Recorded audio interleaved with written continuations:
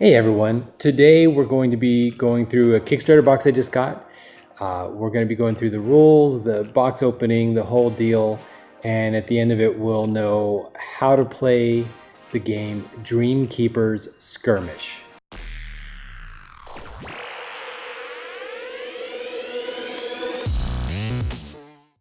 Hey everyone, so I got the first of many Kickstarters I think I should be getting over the next couple months. Makes me excited. You buy things and then you wait a year, sometimes more than a year. Boom, Dreamkeepers Skirmish. Now, a lot of you don't know that I used to do a webcomic, D & Dorks. It's down right now.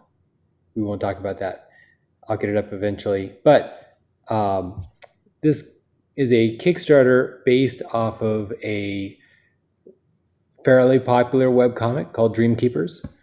And the kind of tagline similarity is supposed to be, if you like games like Magic the Gathering, but you don't like endless, expansions, basically the money pit of Magic the Gathering.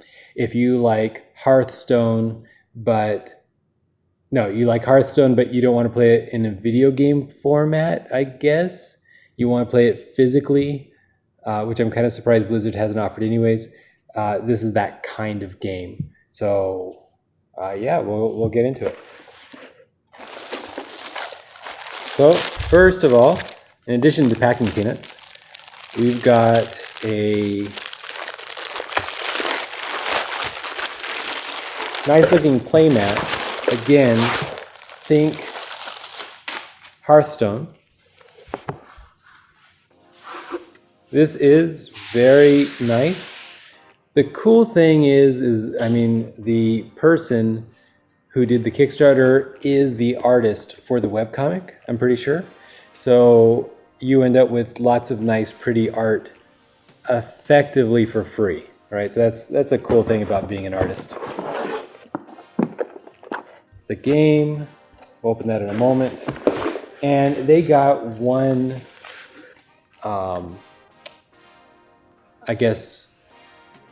Kickstarter extra. I can't remember what they call it, Kickstarter. The extra stuff. If they make enough money, they make more stuff.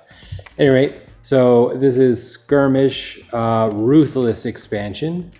So this is two characters, Cinter and Tinsel. Kind of cool.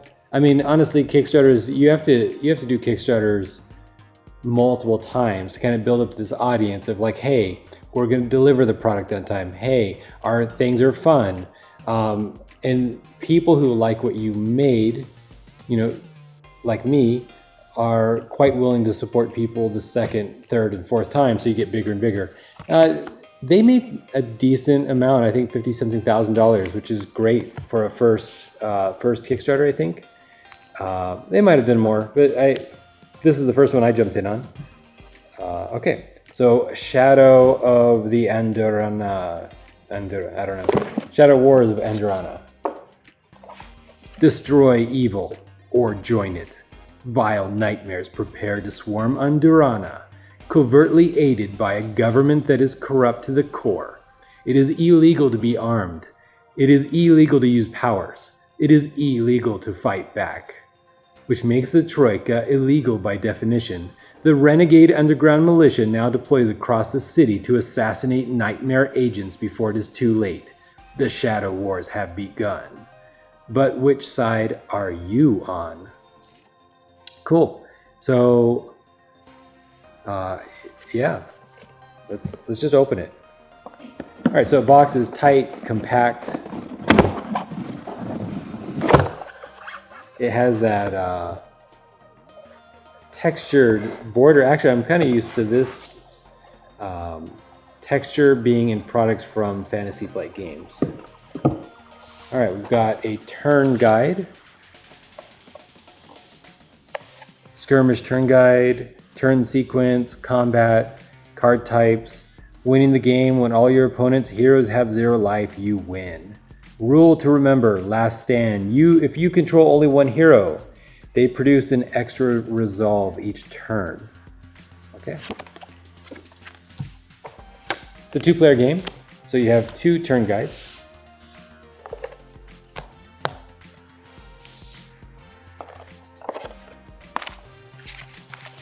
The rules,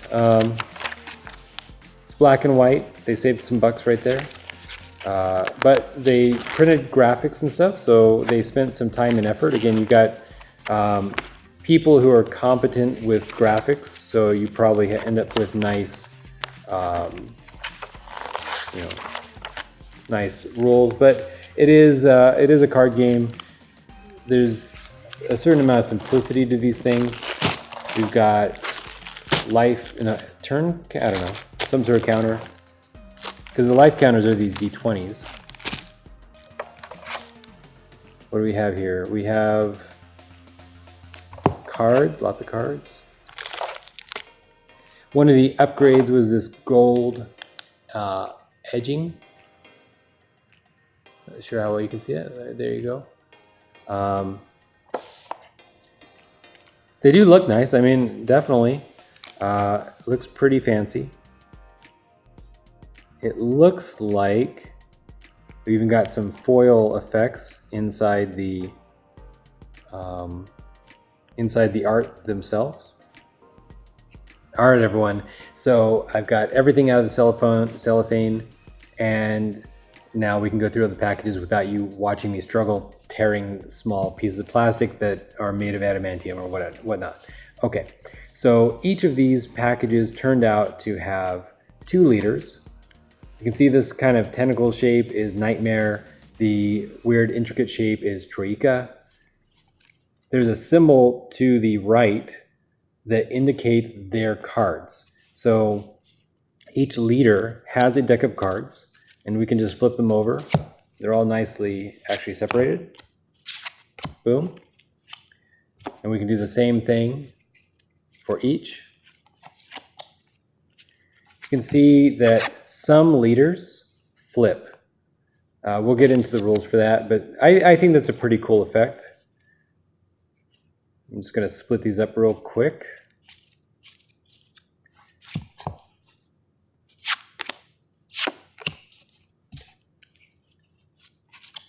So each game, you're going to choose 2 leaders. And you're going to take their deck. Now, they both have to be from the same faction. And you're going to take their decks, and you're going to shuffle them together, and that's your play deck. Now, if you like playing games like Magic the Gathering, but you do not like building decks, you just want to have a fun, balanced experience, you want the challenge of who can play what cards better, who can overcome randomness better, then that's where these kind of games really, really do well. Don't get distracted by these guys. So there's these leaders, and these leaders, some of them are 2-sided. Yeah, 2-sided, which I think is kind of cool because you can see this roaring shark man, and then he's like beat down kind of look. So, oh no, he's not beat down. He's like drunk. Yeah, he's drunk. And then once he gets mad, that's when he goes crazy. All right, because you always start with the halo side down. Okay, anyway, so these guys are partner heroes. Anybody can play with them, but when you play with them, you do not get another deck. So you would play with only one deck at that point. It's a cool idea. I haven't seen that in other games like this, but we're not going to talk about it for now. And that's kind of advanced play. All right. So these, I mean, the art is beautiful. It feels nice. I love foil cards like this. I kind of appreciate that just a few cards are foil. They didn't go crazy with it. All right. All right, so let's go ahead and just randomly choose 2 nightmares, 2 troikas. We'll put the rest away. They're super cool. Anybody wants me to go through, don't do what I just did. That makes no sense whatsoever. All right. If anybody wants me to go through like Scuttles or any of these, particular characters, by all means, let me know. I will do a follow-up mini video. But personally, when I see people do box openings and they go through every single possible card, that's not really what I'm looking to get out of it. And actually, I even kind of like to be surprised by some of this stuff. I mean, obviously, you're watching a box opening, so whatever. But let's see. All right, so you grab the 2 leaders that you want. You just put them out. Make sure you put any of the halos face down. You just put them on one side. You take these. You actually shuffle them, unlike what I'm gonna do. Don't play like this. It's sadness. All right, just put that over there and take these,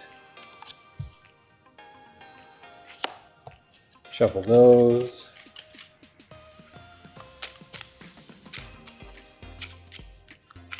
This isn't gonna be a full gameplay video, guys, just enough for you to get an idea. Bam, here's our lanes. So the game is called Dreamkeepers Skirmish. They actually have a bunch of stuff. They have graphic novels. They have all kinds of Dreamkeeper content, which is pretty cool. You can see the art is neat. They have a ton of passion, and I like passion. That's what I do.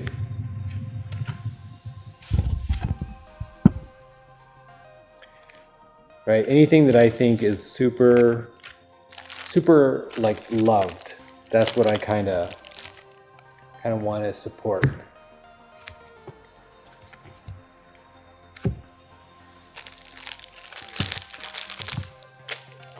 All right,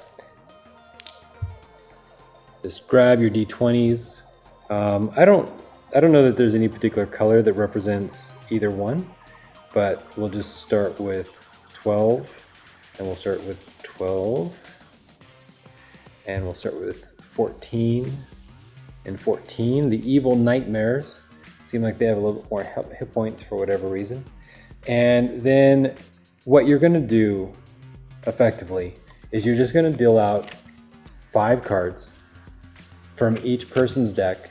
They're going to keep it secret. All right. So 5 cards. 5. And we're battling. It's Dreamkeepers Skirmish. And so to represent this kind of back and forth of a battle, we've got this idea of lanes. And people can flank from the sides. So if you want, like, you can move your heroes over by redeploying them. You can attack from these other lanes. So you don't want somebody to outmaneuver you effectively. So you're gonna put stuff down. Well, we'll go through the actual turn sequence. So you add resolve tokens. Says they have this number right here, +2 and then +1. So he gets 2 resolve tokens. He gets 1 resolve token. He gets 2 resolve tokens. He gets 2 resolve tokens. And resolve tokens are basically like what they get to activate. So if you only have 1 hero left, you get to resolve twice. So that was a, instead of 2, it'd be 4. So that you still have a chance of surviving. All right. So normally, except not the first turn, you would, you draw 1 and then you would play. So first turn, we're just going to immediately play. If you didn't like this card, you can actually take damage to do a mulligan. We're not going to do that right now. Again, you'll go into like the full game. Let's just go into kind of like how this game works. So you've got 2 heroes. They're fighting it out. They've got various special abilities to help them. And I'm not necessarily gonna do all those, but I just kind of wanted to show off a little bit how the battles work, because I think this idea that you keep getting resolve, right? The second turn, you're going to have 2 more and 2 more and 2 and 1. So that's kind of an interesting thing. You're developing mana or some sort of resource you can spend on buying stuff per character. Some abilities have to be activated specifically, like they have to be paid for by their hero, and then other people, they can just be spent. You just use them off of any, which is kind of cool. If the character dies, they lose all the resolve. So if this guy died having not spent all this resolve, that's it, it's gone. So that encourages you not to necessarily stockpile too long.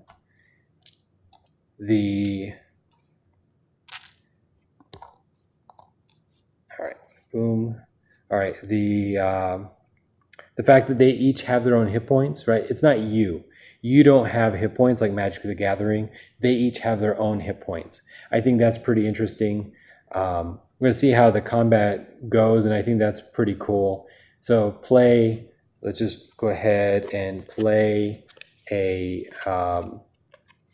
I'm going to look for a character. Let's go ahead and do Bushwhack Squad. So I'm going to deploy a Bushwhack Squad here, and that's going to cost me 1 resolve. So I'll go ahead and have Lilith pay it. All right. And yeah, I don't have any heroes in my hand. And deploy character, redeploy character. We could move a character, but we're not. And then let's say they, do other stuff, other normal game stuff. We'll just pull out somebody else. Let's put down a follower. Mokoi. Mokois cost 3. Something like so. And then let's say that I want to attack. Well, if the Bushwhack Squad is uncontested, they are +2. So they do 1 damage, and they have 1 toughness. Toughness means that they automatically heal up. So if he survives damage, like in this case, he's +2/+1, so he'd be 3 damage, 2 life. If he takes 1 point of damage, he will heal up to full at the end of the turn. I think that's effectively so there's not life being tracked on the squads. But if this is how it went out, this guy, when he attacks, he could choose. Let's go ahead and just attack with Igorith, and let's attack with Bushwhack Squad.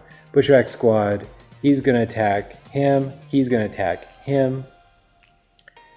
Lilith just heals, she doesn't do damage at all. So obviously she's not going to attack. And at this point, Malakoi can be applied to defend against Igorith, but cannot defend against the Bushwhack Squad, because the Bushwhack Squad is attacking from a flanking position, which is why you don't want to let this happen. Number 1, the Bushwhack Squad is more powerful because he's by himself. He's uncontested. Number 2, he can't be stopped. So in reality, when the Troika faction put Bushwhack Squad down, then the Mokoi would have put somebody down here. Then on my turn, I might redeploy Bushwhack Squad, because he's gonna die. I mean, he's just gonna die. He's super weak by themselves.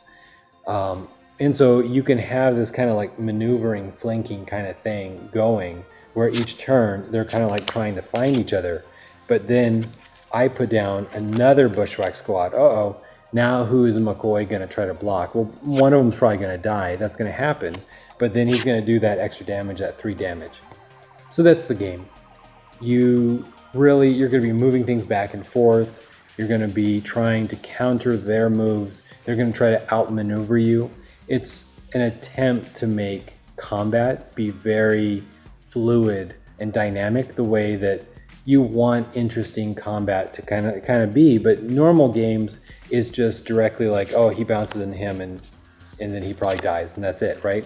But this is more than that. This is a lot about tactics and positioning, which is pretty cool. You've got Lilith.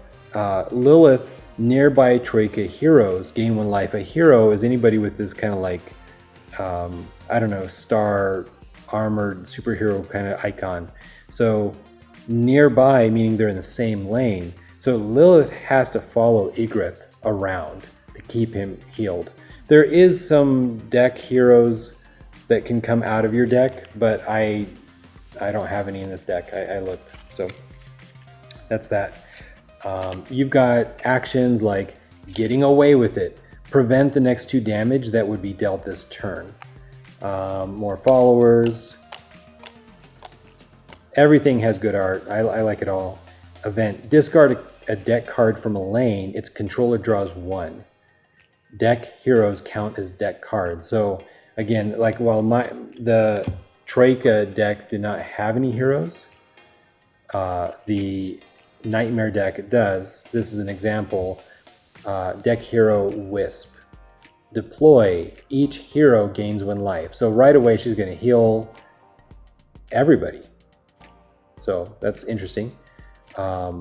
Deck wisps must be played with resolve from another wisp. So you have to play another wisp in order to summon a love deck wisp. Yeah. Interesting? No. Okay. Oh no, that's because here. So she has to buy her own wisps. That's like kind of her special ability.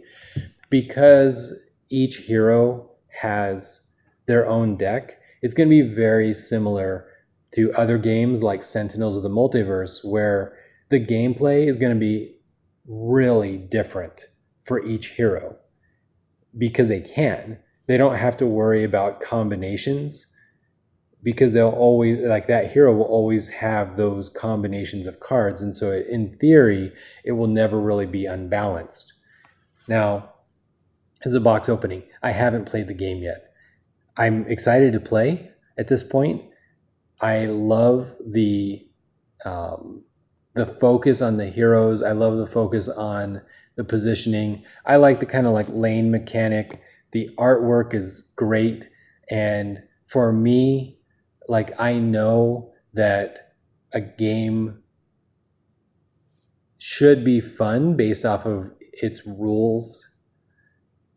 But if it's not pretty, I don't want to play it. That's just me. That's why I have beautiful games, and I just ignore the games that like aren't that pretty. That's how I am.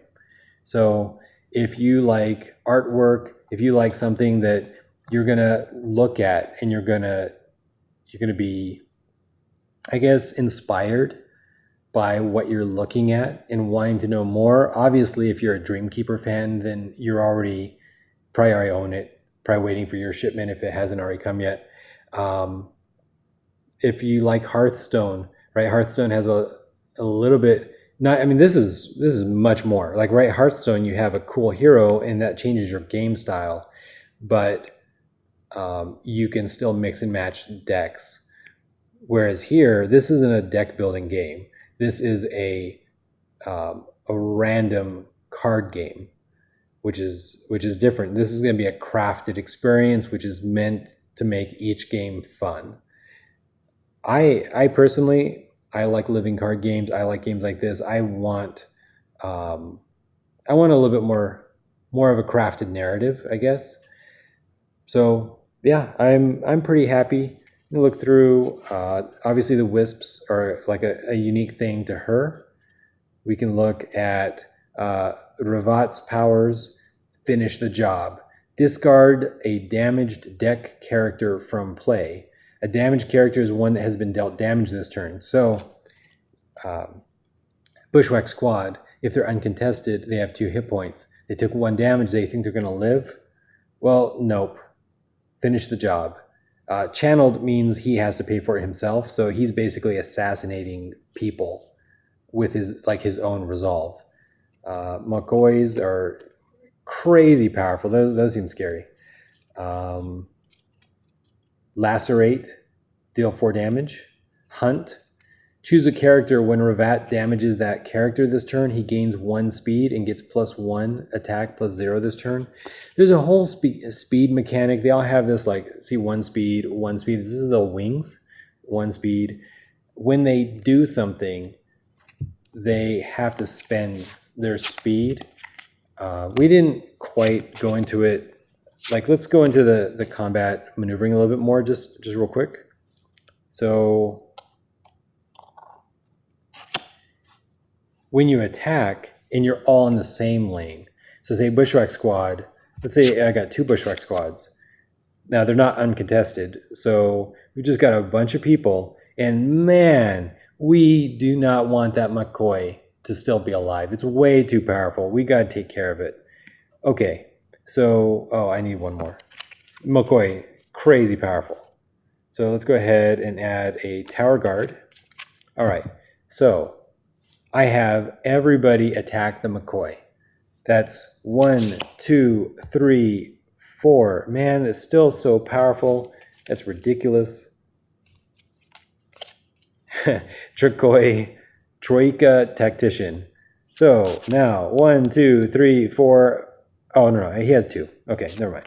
All right, 1, 2, 3, 4, 5 damage. The McCoy has 5 life. This would kill it. Well, because these guys are just sort of floating around, they can intercept. So they can, now they have 1 speed, they can intercept Bushwhack Squad, for example, or they can intercept Igrith. So if you want to help, further your win, you'd want to intercept the hero, the leader, because when the leaders are dead, that's it, game over. However, you might not want them having this, like, so many people. So boom, this guy intercepts him, this guy intercepts him, and then the McCoy gets through and the Igrith gets through. These guys both take 1 damage. This guy takes 1 damage. No, he takes 3 damage, but he's got toughness, so his 5 resets back up. Meanwhile, he's got 4 damage he's got to allocate through. Everybody in this scenario, the Tower Guard takes all the damage. So these guys both die. They don't have enough life to survive the damage they're going to take. And boom. So that's some component of speed. Again, I haven't played the game yet. This is just like a brief overview to give you an idea of, like, the gang mob mechanics of how the game works. So that's Dreamkeepers Skirmish. I'm excited to play. If you've played, post down below. If you have another game like this that you recommend, it seems like there's more and more of these kind of games kind of starting to come out. Definitely like to know more other games like this, because I think this is pretty cool. I love Sentinels of the Multiverse. I love specifically the specific component I like is heroes with their own hero decks. All right, so that's what I want to know more of. Just real quick, let's end this video off with the expansion. See what's going on.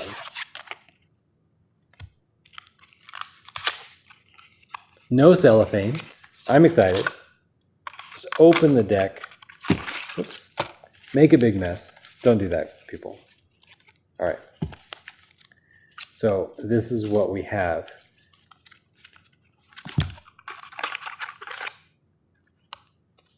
Leader Tinsel. She is hot. Oh wait, that is probably not important. Leader Center. He is goofy with lots of guns.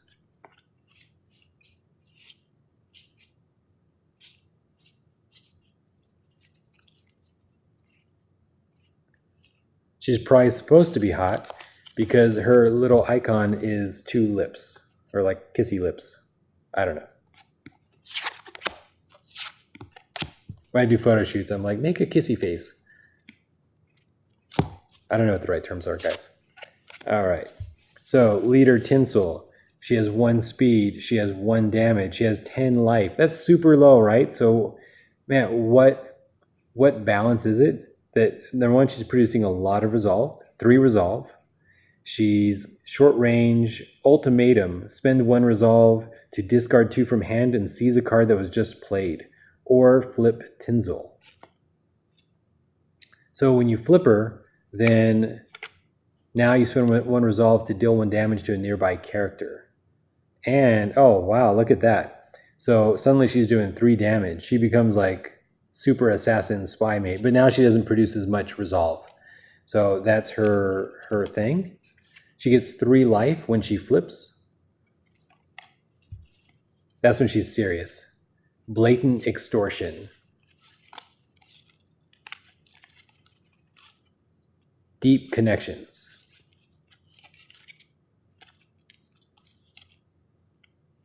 Hair lash. Pretty cool.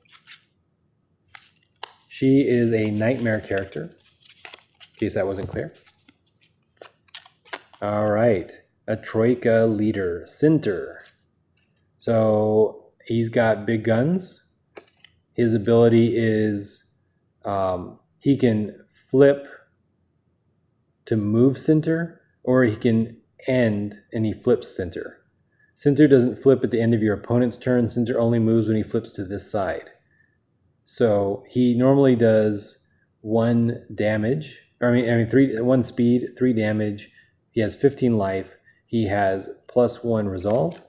When he flips, he doesn't get any life because for him, he's going to be flipping all the time. So when he's flipped, he does 2 damage, but he has stealth.